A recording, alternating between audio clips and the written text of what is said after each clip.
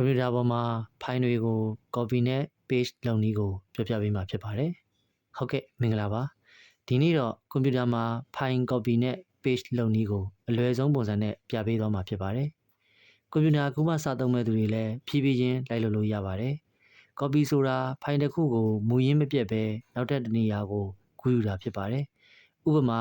ဓာတ်ပုံတစ်ပုံကို desktop ကနေ folder ထဲကိုကူးထည့်တာမျိုးဖြစ်ပါတယ်။အခု copy လုပ်ကြည့်အောင်။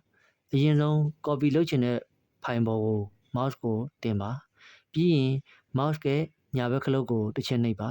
ဒါကို right click လုပ်တယ်လို့ခေါ်ပါတယ် mouse လေးပေါ်လာရင် copy ဆိုတာကိုရှာပါတွေ့ရင် mouse ဘယ်ဘက်ခလုတ်ကိုတစ်ချက်ထပ်နှိပ်ပါအခုဆိုဖိုင်ကို copy လုပ်ပြီးပါပြီဒါပေမဲ့ဖိုင်ကမရွှေ့သေးပါဘူးကူးယူဖို့ပဲလုပ်ထားတာဖြစ်ပါတယ်အခု paste လုပ်ချင်တဲ့ folder ကိုဖွင့်ကြည့်အောင်folder ပေါ်ကို mouse ကိုတင်ပြီး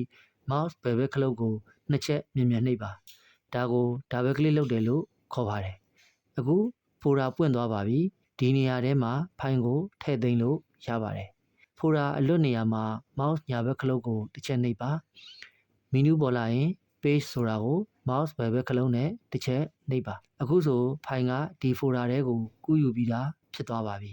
မူရင်းဖိုင်ကတော့မပြတ်သွားပါဘူးcopy နဲ့ paste ကိုသုံးတတ်ရင်ဖိုင်တွေကိုစနစ်တကျတိမ့်တက်လာမှာဖြစ်ပါတယ်။ကွန်ပျူတာအခြေခံအကြောင်းအရာတွေကိုဆက်လက်လေ့လာကြည့်ရင် follow လုပ်ထားဖို့မမေ့ပါနဲ့။ကျေးဇူးတင်ပါတယ်။